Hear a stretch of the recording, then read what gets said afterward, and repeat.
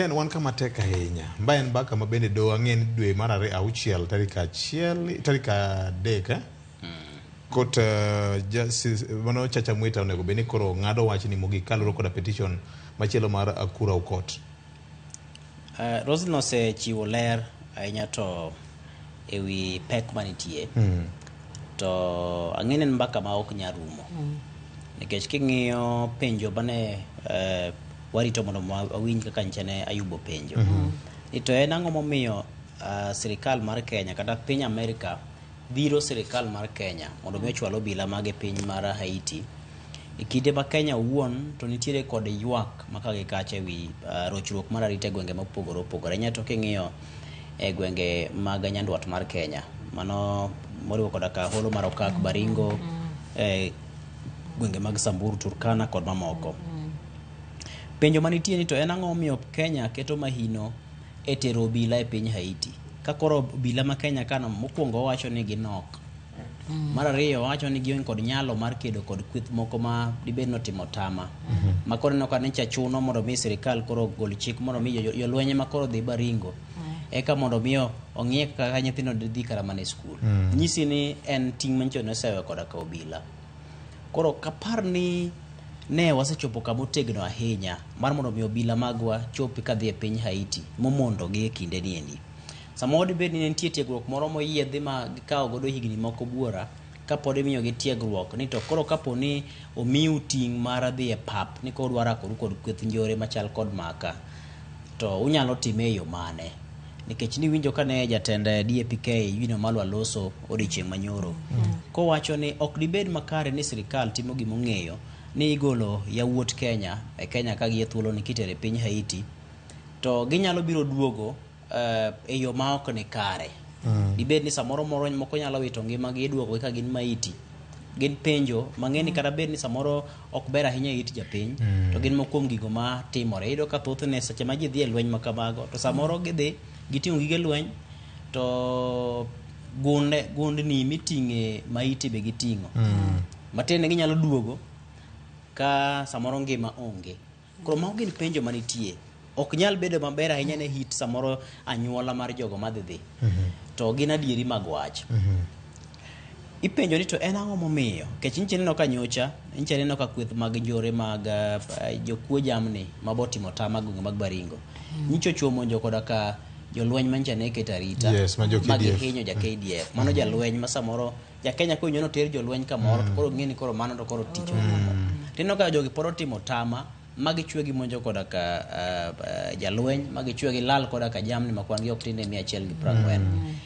Nyisi ni magi mana jo minyalo kwan nikech kikiwe ni jonjore ma Baringo gi Samburu go thoth ahinya to lony margi maringo makai kacha giseng'eyo gweng'gi no ginyalo nyoro kata mana jolweny kaponi wicho koywa maber to koro ma gin kweth mosegolo nyaka sirikal mane tich miwacho ni sirikal bade boyo. Kweth mar Haiti mosegolo sirikal mosenego koda ka jatend piny mosewuoyo koda ka jolweny mag pinyno tero bila mondo mi odhi orakre kodgi pod nitiere kod penjo mathoth. Be Kenya nitiere kod nyalo makamano?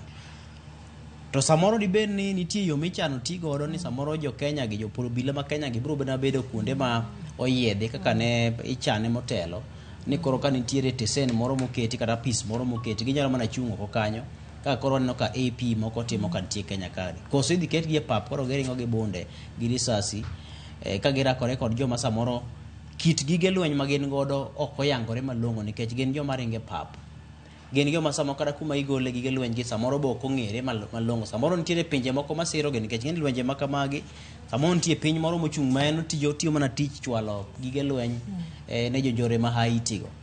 Kenya nyalo bedo kod thuolo makare mar rakruok kodgi achwiny kata kobila ma Kenya go ni emochwal kuro.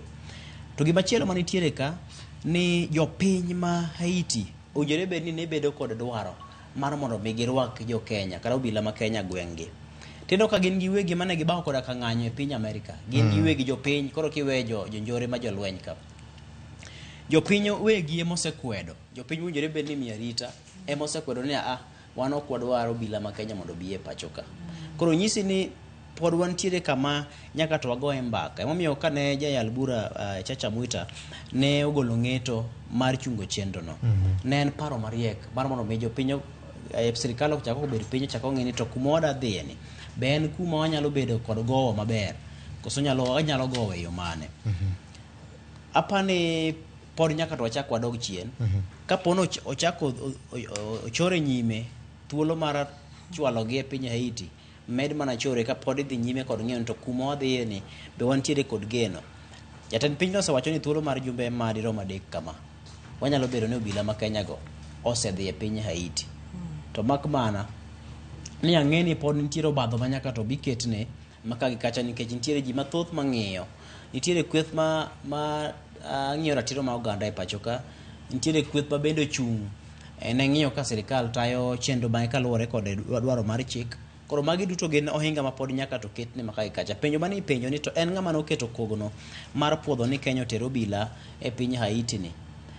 To en sirikal mane ma Haiti manoketo winjruok kod Kenya ma achiel kachiel mondo mi tero obila e piny Haiti. Koro magi penjo ma kaponi onon matut to samoro nyalo biro ng'uko chenro mar jatend piny mar neno ni obila gi otere piny Haiti. Ang'e ni sirikal ma Amerika to tiyo mariek nikech gin motelo inyalo paro ni ande ne gisebedo koda ka kweth mag gi kono mondo mi otem keto arita mano bedo matek mokalo. To sani ng'e ni Trump gini Joe Biden ochomo yiero ming'eni okete liet kod Donald Trump.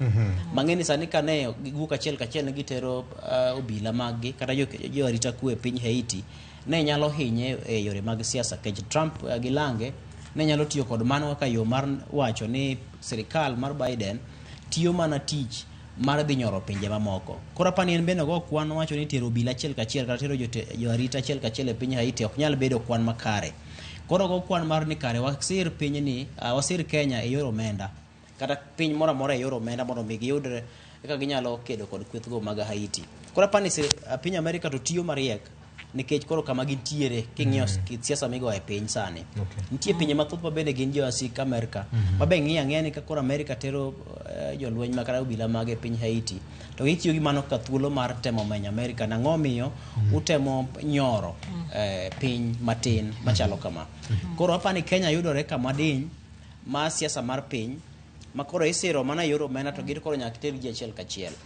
Kata bed ni Kenya ng'iyo ni ma en nyadhi ma ginyalo kawo e kid pinje ni koro gimbe nyalo wachi kama iwache pinje to pod nitiere kwan ma nyaka go.